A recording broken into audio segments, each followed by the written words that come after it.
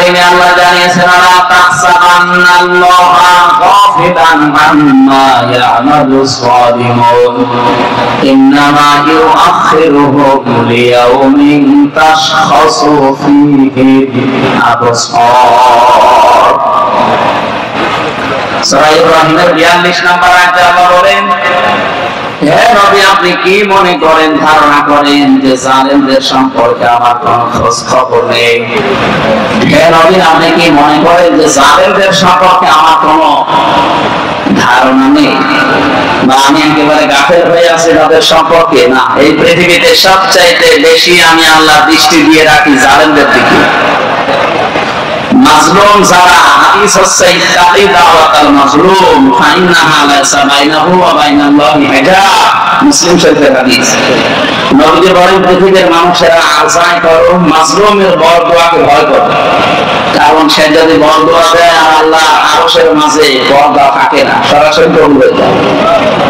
আমরা সাদ্দাতের নাম শুনেছি, শুনেছেন না? দেখেছেন কোনদিন? না।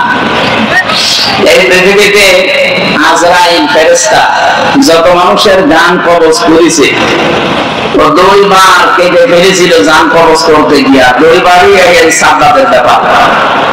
যখন সে জন্মগ্রহণ করেন পানির ভেতরে সাগরে ভাসছিল, ওই সময় তার মা জান কবজ করেছিল আজরাইল। এই মহাসাগরে থই থই পানি চারিদিকে, একটা কাঠের উপরে বাচ্চাটা আসতেছেন, ওই অবস্থায় মাকে আল্লাহ বিদায় করে দিলেন। আজরাইল বলেন যে আমি একদিন কেটে ফেলেছিলাম, যে কি এরকম সিদ্ধান্ত? দ্বিতীয়, ও যখন জান্নাত পানিয়ে উদ্বোধন করবে, 22 বছর একাধারে শ্রম দিয়ে জান্নাতটা বানিয়েছে, 20,000 শ্রমিক কাজে লাগিয়েছে। আপনি চিন্তা করেন 22টা বছর একটা জিনিস বানাচ্ছে, 20,000 মানুষকে কাজে লাগিয়েছে।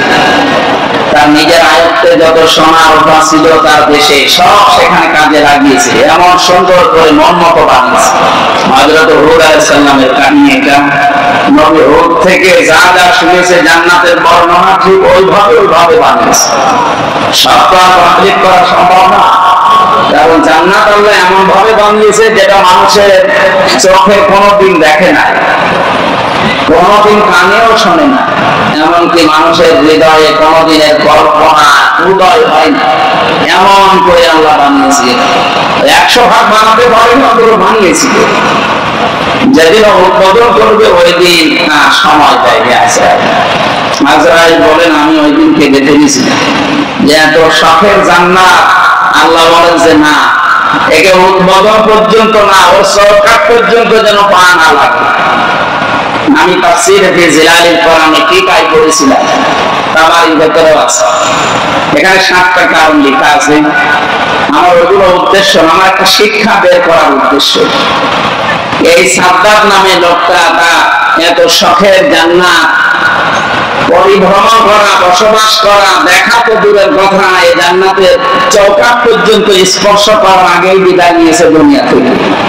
এই 7 কারণের ভেতরে একটা কারণ কি, ও যখন জান্নাত তৈরি করে এলাকায় যেখানে যে সোনা রূপা পাওয়া যায় সব জোর করে নিয়ে আসছিল, যেভাবেই হোক।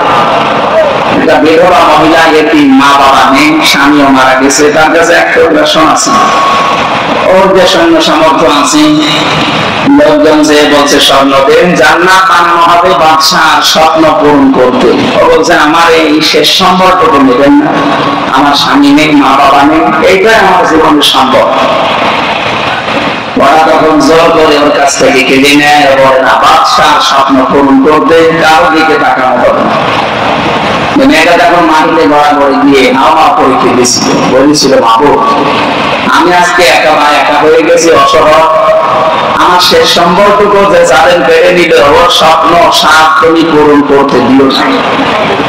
আমি নবীর হাদিস কি বললাম, ইত্তাকি দাওয়াতাল মাজলুম ফাইন্নাহা লাইসা বাইনাহু ওয়া বাইনাল্লাহি হিজাব। মাজলুমের বরদোয়া থেকে নিজেকে বাঁচিয়ে রাখবা, কারণ মাজলুমের বরদোয়া আর আল্লাহর ভেতরে কোনো ফাঁক নেই, পর্দা নেই, হিজাব নেই, যা বলবে বলবে, দুদিন আগে না দুদিন পরে।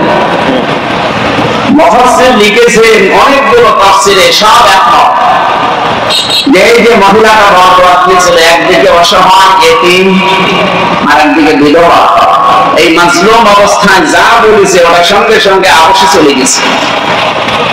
আজরাইল শেষ পর্যন্ত বলছে না আপনারা সময় নেই, ইদা যা আজালুহুম লা ইস্তাখিরুনা সাআতা ওয়া লা ইস্তাকদিমুন, সময় শেষ, 1 সেকেন্ডও দেওয়া হবে। সাদ্দাত বলেছে ফেরেশতা আপনাকে আমি চিনতে পেরেছি, আপনি আজরাইল, একটু সময় দেন, শুধু জান্নাতে পরিভ্রমণ করে চলে আসবো, আমি বসবাস করব না। আপনি আমার জান কবজ করবেন, আমার কোনো অসুবিধা নেই, শুধু আমি একটু দেখবো যে কেমন ভাবে বানিয়েছে 22টা বছর ধরে।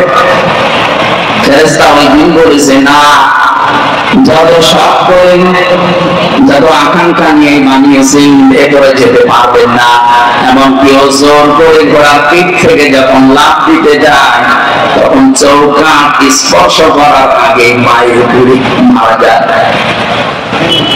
আমি এখান থেকে শিক্ষাতে 7টা পেয়েছি, তার 1 নাম্বার এইটা, ওই মাজলুম মহিলার বরদোয়া লেগেছিল, এই জন্য স্বপ্ন 7 আল্লাহ পূরণ করতে দেয়নি। এই পৃথিবীতে কোন মানুষ যদি তাকে নিয়ে যায়, টার্গেটের পেছনে যদি কোন মাজলুমের বরদোয়া থাকে, আর্তনাদ থাকে, চোখের পানি থাকে, জীবনও সেই টার্গেটে আল্লাহ তাকে জিতিয়ে দেবে না। যদি দেয় তাহলে সোনা ভোট মিথ্যা হয়ে যাবে। যেভাবে হোক তাকে আল্লাহ সেভ করে দেবে, কেটে দেবে। আপনি বলেন তো, ছাত্রদের স্বপ্ন পূরণ করায় বাধা ছিল মাত্র একজন, অসহায় বিধবা এতিম মজলুম মেয়ে মানুষ।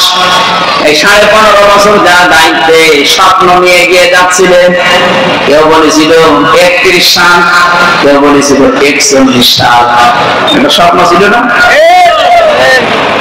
স্বপ্ন পর্যন্ত যেতে কত মানুষের বরদোয়া লেগে আছে আপনি টের পাচ্ছেন? কত মানুষের চোখের পানি লেগে আছে এর ভেতরে, কত মানুষের আর্তনাদ লেগে আছে, এমনকি আমার মা বাবার আর্তনাদ লেগে আছে। এই কথা বুঝে আমার ছোট মেয়েটা আর্তনাদ লেগেছিল আলিহা জান্নাতে। এরকম হাজার হাজার এতিম সন্তান যারা বিধবা মেয়ে লোক, স্বামী নেই, সন্তান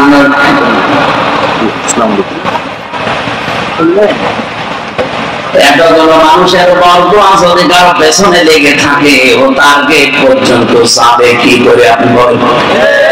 এই জন্য যেতে পারে। এখান থেকে আমাদের শিক্ষাটা কি? আমরা আগামীতে যারা এই দেশের দায়িত্ব নিতে চাই, যারাই হোক, যাবে তো একজন, আসবে তো একদল, যারা আসবে তারা তাদের টার্গেট নিতে গিয়ে কোনো মানুষের উপরে যেন জুলুম না করেন। কারণ জুলুম করে আপনি টার্গেট পর্যন্ত জীবনও যেতে পারবেন না।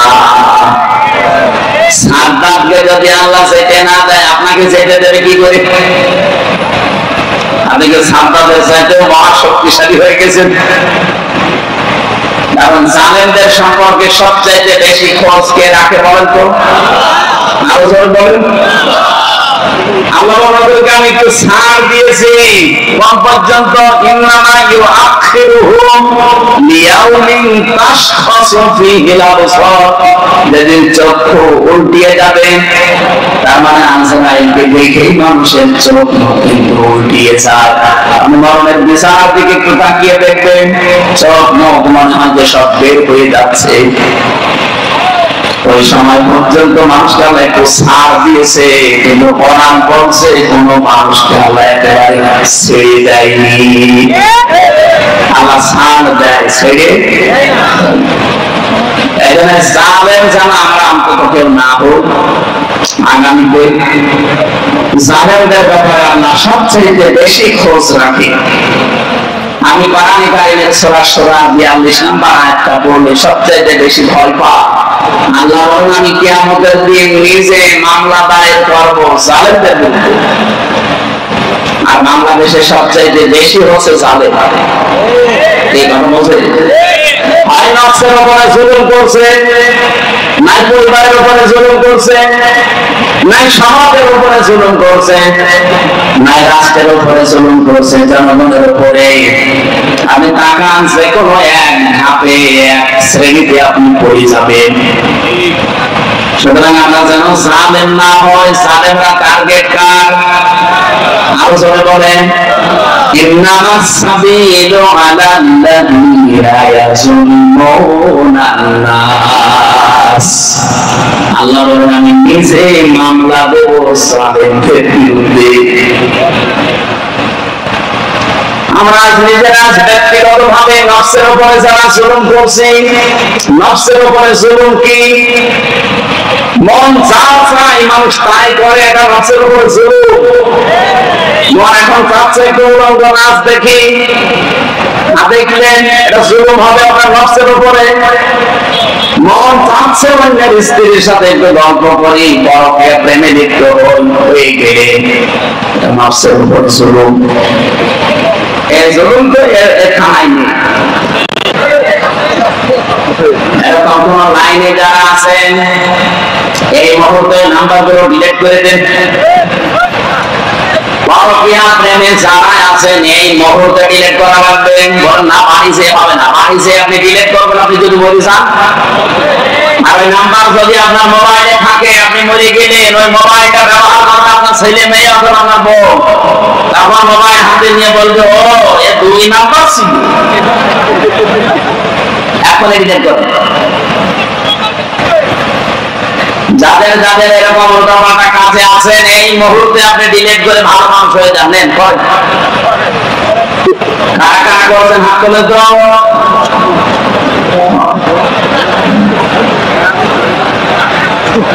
আমার ভাইরা আমাদের এই জুলুম থেকে নিজেকে বাঁচানো লাগবে। বিশেষ করে নফসের উপরে জুলুম করা লাগতো, এরপরে পরিবারের উপরে, সমাজের উপরে, জনগণের উপরে। যে যেখানে দায়িত্বে আছেন ওই জায়গাতে যেন কত জুলুম করবেন না। আল্লাহ আমি সহ যারা এখানে এসেছি প্রত্যেককে যেন বাঁচতে দেন, বলেন আমিন। আজকের অনুষ্ঠান যেহেতু শুধু মুসলমানদের জন্য না, দল মত নির্বিশেষে, এমনকি অন্য ধর্মের যদি কেউ এসে থাকেন আপনাকেও কাছে ওয়েলকাম জানাচ্ছি। কোরআন শরীফ শুধুমাত্র মুসলমানদের না, এটা হাদা বায়ানুল লিন্নাস হুদাল লিন্নাস, মানুষ পদবাক্যে যারা বিবেচিত সবার জন্য কোরআন। এই কথাকার অন্য ধর্মের যারা এসেছেন আপনারা বসেন, আমরা তেলাওয়াত কি আয়াতে যা পড়েছি আরবিতে ওগুলো এখন বাংলায় ব্যাখ্যা করবো ইনশাআল্লাহ। শুকরিয়া জানাচ্ছি এলাকার এই প্রচন্ড গরমে এখন তাফসীর মাহফিল ওয়াজ মাহফিলের সিজন না, এটা সিজন তো আগে শীতকাল, যেটা সময় পাওয়া যায়নি আপনাদের সিরিয়ার এই হিসাবে আমরা গরমের সময় নিয়েছি। এই সময় যারা দায়িত্বে আছেন তারা গান বাজনা দিতে পারবে, এটা বসে বসে এজন্য নাম বসেছে এখন দিতে হবে। আর কিছু না, এছাড়া আর কিছু না।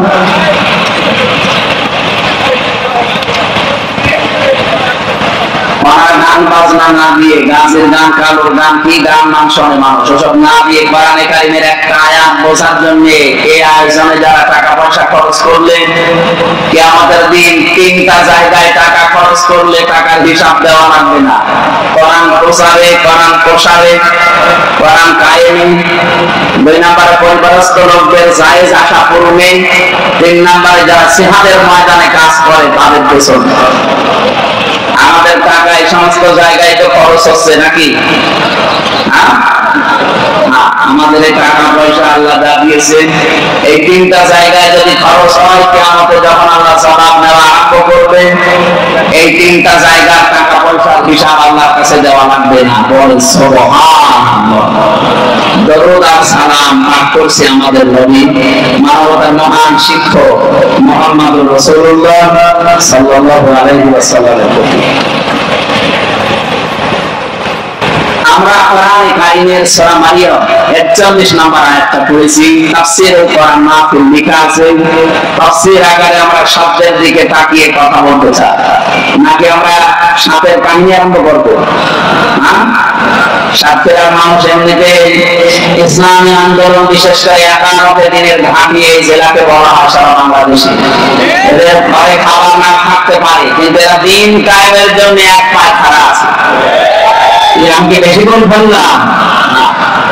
বাংলাদেশের সারা 64 জেলার মানুষ আমরা জানি যে বাংলাদেশের সাতক্ষীরা এটা ইসলামের জন্য একটা উর্বর জায়গা। সারাই মারিয়াম একটা মহিলার নাম। কোরআন শরীফের ভেতরে যে সমস্ত মহিলাদের স্বামী আছে তাদের নাম আল্লাহ কোরআনে দিয়েছে, কিন্তু যাদের স্বামী নেই তাদের নাম আল্লাহ কোরআনে দেয়নি। আমার কথাটা উল্টিয়ে গেছে না? কোরআনটা উল্টিয়ে গেছে। যে মহিলাদের দুনিয়ায় স্বামী আছে ওদের নাম আল্লাহ কোরআনে দেয়নি।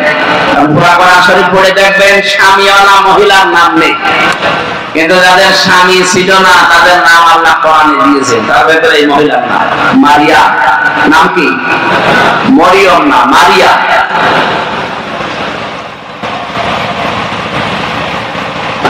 এখান থেকে একটা শিক্ষা পেয়েছি আমি।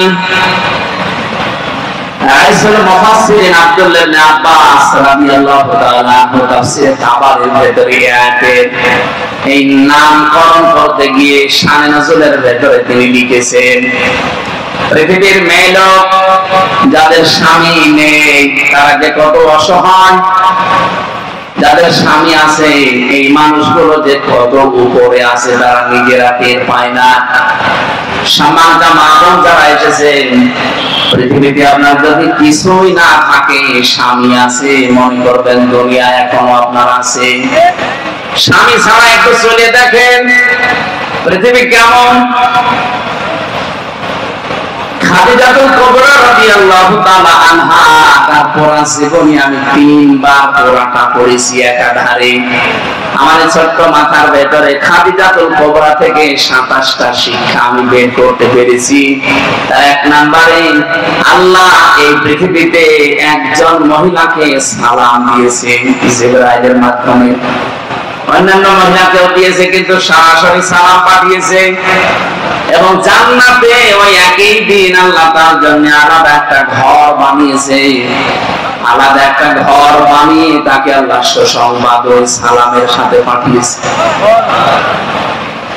আর অন্য একজন মহিলার নাম আমরা জানি, যার স্বামী ছিল, কিন্তু তার নাম আপনি কোরআনে পাবেন না। আসিয়া। কি নাম? আইন দিয়ে না, হামজা দিয়ে। আইন দিয়ে আসিয়া মানে অবাধ্য, আর আসিয়া মানে সৌভাগ্যশালী। হযরতে আসিয়া, আসিয়া না আসিয়া। এই মহিলা যেদিন ফেরাউনের অত্যাচারে, তার স্বামীর অত্যাচারে একেবারে নিঃশেষ, ওই সময় ফেরেশতা জিবরাইল এসেছিল জান্নাত সাথে নিয়ে। উনি বলেছিলেন, আল্লাহ তুমি জান্নাত পাঠিয়েছ, আমি খুশি হয়েছি, জান্নাত আমার লাগবে না, তুমি জান্নাতের ভেতরে এমন একটা ঘর আলাদা ভাবে আমার জন্য বানাও।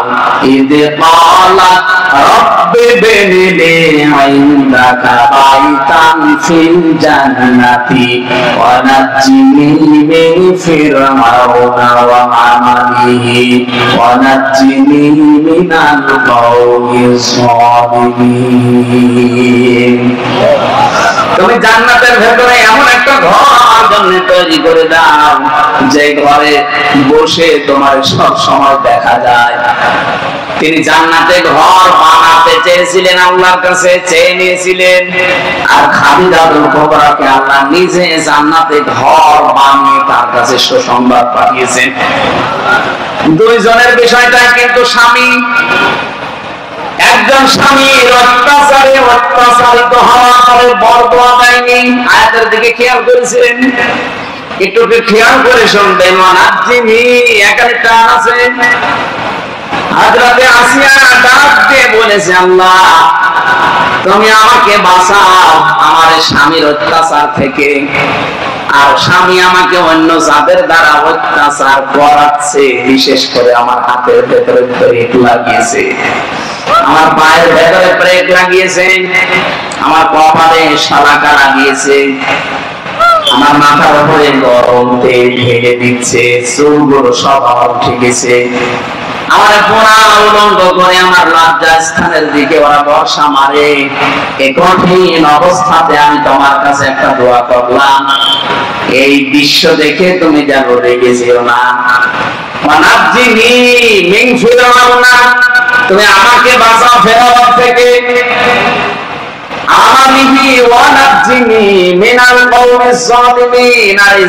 সম্প্রদায় থেকে তুমি আমাকে বাঁচাও, কিন্তু তুমি আমার স্বামীর উপরে গজব দিও না। কি বুঝলেন আপনি?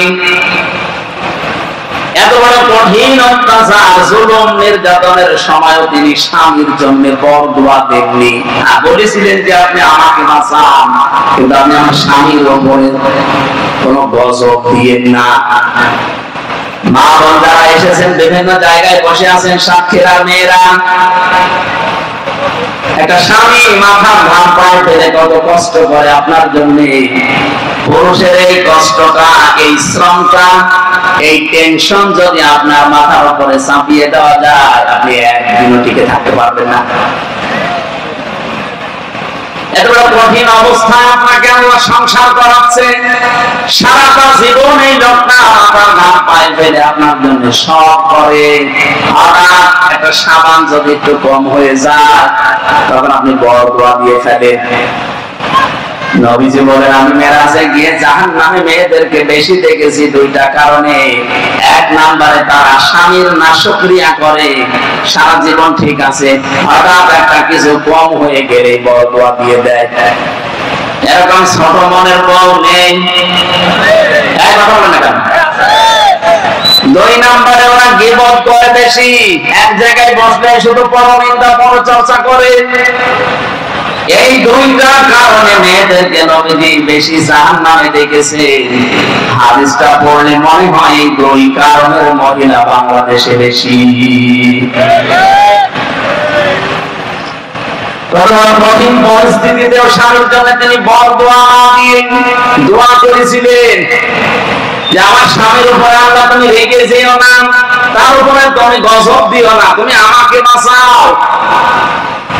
আরেকজনের নাম বললাম খাদিজাতুল কুবরা। এই মহিলা, তাকে আল্লাহ সালাম দেওয়া, জান্নাতে ঘর বানিয়ে পাঠানো এই স্বামীর কারণে। সারাটা জীবন পড়ে দেখলাম উনি কোনোদিন এক ওয়াক্ত নামাজ পড়েননি, একটা রোজা রাখেননি জীবনে কোনোদিন, একদিনের জন্য পর্দা ছিলেন না খাদিজা, এক জীবনে একটা হজও করেননি, একটা টাকা কোনোদিন যাকাতও দেননি। কারণ এই বিধানগুলো সব নাযিল হয়েছে তার ইন্তেকালের পরে, এটা উনি পাননি। এরপর আল্লাহ তাকে সালাম দিলেন, জান্নাতে ঘর বানিয়ে সুসংবাদ পাঠিয়ে দিলেন। একটাই কারণ ছিল, ওই 27টা কারণ বলতে গেলে আমার শিক্ষা হবে, আমি একটা বলছি। তিনি জীবনে যতদিন স্বামীর সংসারে ছিলেন, মুহাম্মদ রাসূলুল্লাহ তার স্বামী, কোনদিন একদিনের জন্য স্বামীর মনে তিনি দুঃখ দেননি। এখানে যত স্বামী বসে আছেন, আমি সহ গ্যারান্টি দিয়ে বলতে পারবেন আল্লাহর দিকে তাকিয়ে, যে জীবনে কোনদিন সাংসারিক জীবনে একদিনের জন্য আমার বউ আমাকে দুঃখ দেয়নি, কষ্ট দেয়নি। তোমার তো দেখি হাত, সভাপতি না এটা, এটা সভাপতিও হাত তুলতে পারেনি, এখন ঝামেলায় আছে। আমিও তুলতে পারলাম না, মিথ্যা কথা বলবো কেন? কি আশ্চর্য মা বোনেরা, ভিডিও দেখতেছেন আপনারা, কি চিন্তা করে দেখেন, এখানে হাজার হাজার স্বামী বসে আছে, একটা স্বামীও হাত তুলতে পারে। কারণ আমি কসম দিয়েছিলাম আল্লাহর নামে, মিথ্যা কথা বলবে কি করে?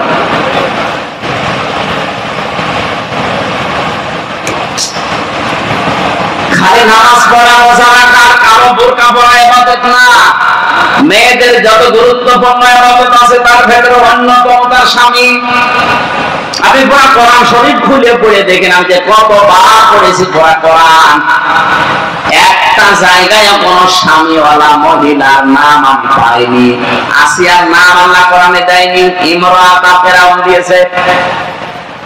কিন্তু এই মহিলার নাম আল্লাহ কোরআনে দিলেন, কারণ এই মহিলার নাম কোরআনে আছে, তার স্বামী ছিল না দুনিয়ায়। মারিয়াম নাম কি বলেন বলেন? যে মানুষের স্বামী ছিল তাদের নাম আল্লাহ কোরআনে দেননি।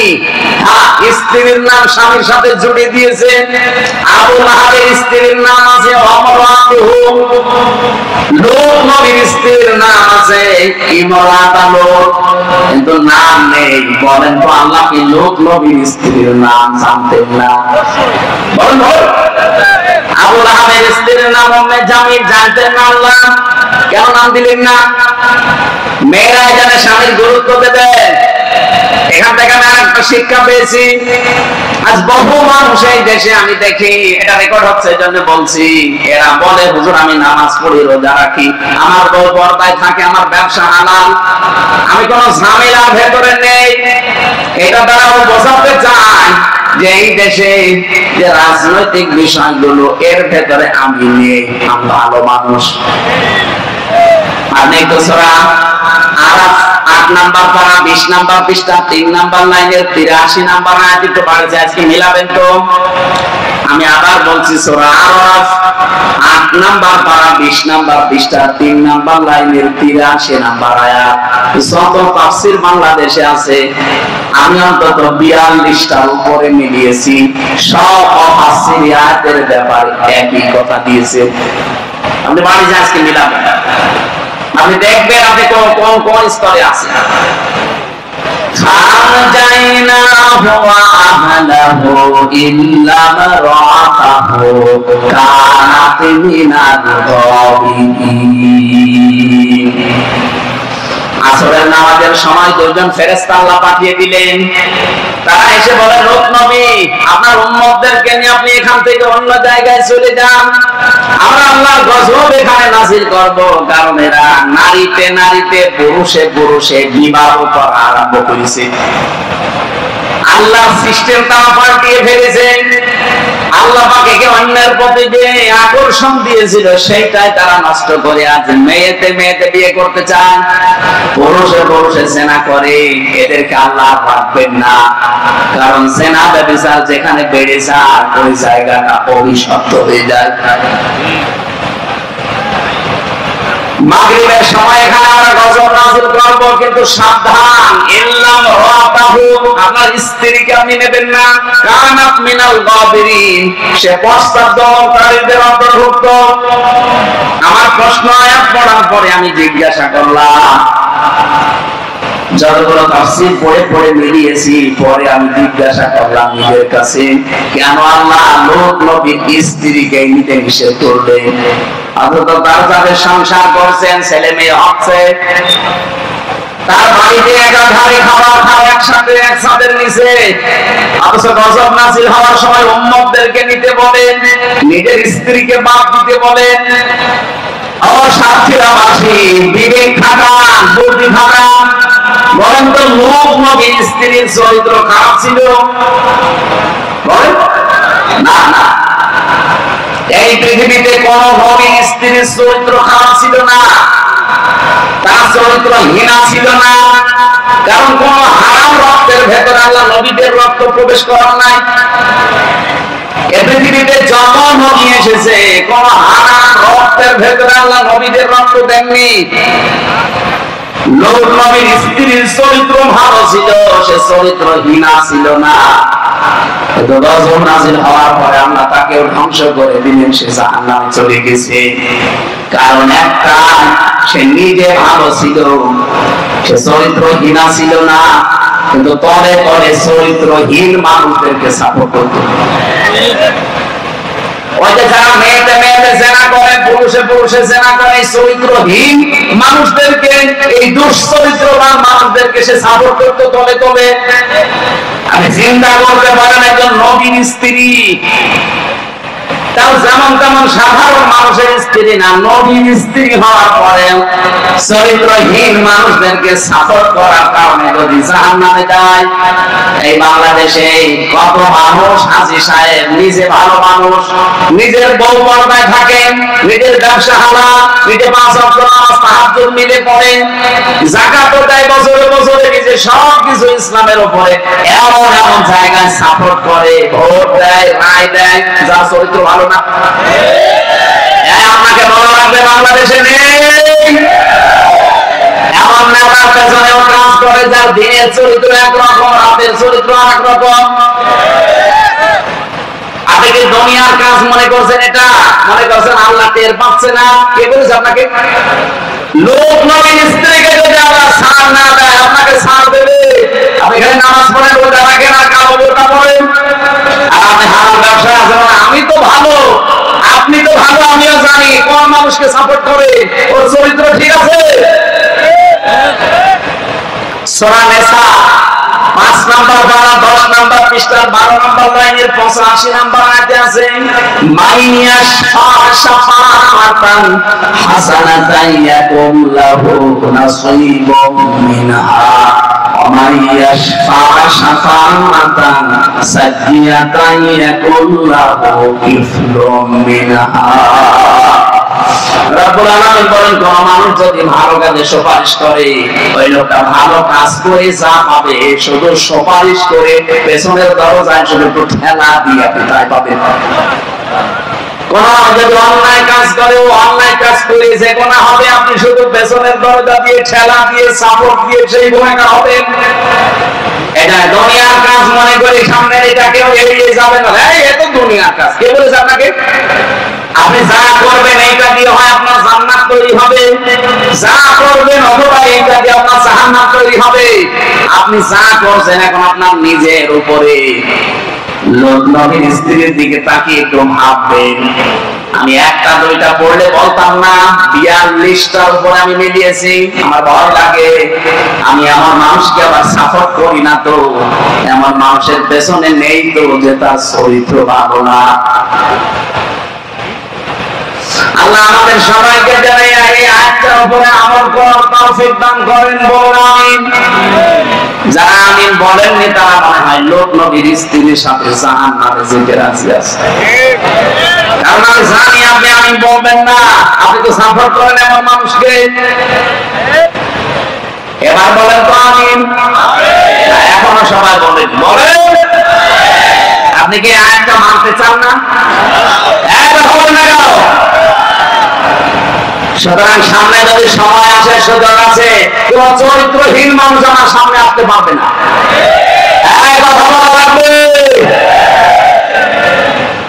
ওপেন ঘোষণা দিলে অনেকের রাগ হয়। বাংলাদেশ জামাত ইসলামীর এখন শ্রদ্ধাভাজন আমিরে জামাত যিনি আছেন ডাক্তার শফিকুর রহমান হাফিজাহুল্লাহ, আল্লাহর বান্দা অলরেডি ঘোষণা দিয়েছেন এই দেশে যে যারা জামাত ইসলামী থেকে এমপিতে দাঁড়াবে 5 বছর পরে যদি ওদের একটা টাকা বাড়ে, আমার কাছ থেকে বুঝে নিবে। 5 বছর এমপি হওয়ার পরে, মন্ত্রী হওয়ার পরে ওদের একটা টাকা বাড়বে না। যদি 100 টাকা নিয়ে এমপি হয়, আর 50 টাকা হয়ে যাবে। কথা বললেন না? বাংলাদেশে এমন কোন দল আছে যে এই ঘোষণা দিতে পারে? বলেন, আমি সেখানে যাব। কাউকে তো ভাবছি না যে এই কথা দায়িত্ব নিয়ে বলতে পারে যে আমার দল থেকে যদি কেউ এমপি হয়, মন্ত্রী হয়, 5 বছর পরে 100 টাকা থাকলে 50 টাকা হবে। বলেন, কেউ এই দায়িত্ব নেয় না। আমার মনে হয় এই ঘোষণা দিলে অনেক দল থেকে কেউ এমপি না হবে। আমার চাষিল এটাও চলে যাবে। আর ভালো মানুষ পান না, ভালো মানুষ পাবো কোথায়? মাওলানা মতিউর রহমান নিজামী হাফিজাহুল্লাহ রহমাতুল্লাহ আলাইহি, উনি তো ইন্তেকাল করেছেন, শহীদ হয়ে গেছে। এই লোকটা মন্ত্রী ছিল, মন্ত্রিত্ব চালিয়ে 36 টাকা বেঁচেছিল, ওটা রাষ্ট্রকে ফেরত দিয়েছে। এই পৃথিবীর ইতিহাসে এই প্রথম। আর আপনি ভালো মানুষ খুঁজে পান না? ভালো মানুষ খুঁজে হলে আমার মনে হয় এখন জিবরাইলকে নিয়ে আসা লাগবে। আমরা তো সাধারণ মানুষ, আমাদের ভেতরে আপনার মতো লোভ লালসা নেই? এই ঝঞ্ঝা বিক্ষুব্ধ পৃথিবীতে আপনার সাথে আমি চলি, আপনার সাথে আমি আছি। এই জায়গায় টিকে থাকা মানুষ হিসাবে কত কঠিন, আপনি নিজেকে ওই জায়গায় দাঁড় করিয়ে বলেন তো। আমার মতো আমার আত্মীয় স্বজন নেই, আমার মতো আমার স্ত্রী নেই, তাদের কাছ থেকে চাপ আসে না, এরপরেও টিকে থাকা কত কঠিন। যারা ছিল জীবন দিয়ে গেছে, দুর্নীতির সাথে আপোষ করেনি, মানুষ আল্লাহ বলি ভালো মানুষ খুঁজে পায় না। আপনি নিজেই তো খারাপ মানুষ, ভালো মানুষ খুঁজে পাবেন কি করে?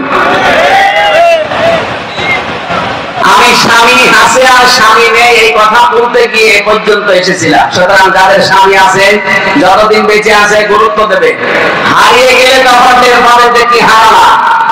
স্বামী যাদের নেই ওদের কত উল্টাপাল্টা মন্তব্য মানুষ করে, কত উল্টাপাল্টা নজর দিয়ে তাদের দিকে তাকায়, আপনি জানেন?